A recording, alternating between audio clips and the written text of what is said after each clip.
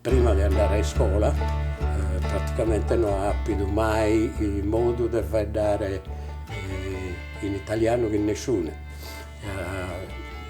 Parliamo solo in salto, praticamente. Tu alla prima elementare, a 10 ore per parlare in italiano, noi parliamo in italiano.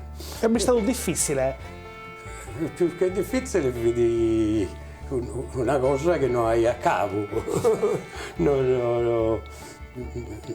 Cioè, da oggi non l'ho mai inteso. Sono l'unico che potevano parlare in italiano, in vita potevano su vizzo del maresciallo, su vizzo del Archimastro. Archimastro, altro non binda io. E chi è vidi emarginato, punimo le hai, finì non noi, a narrare la verità.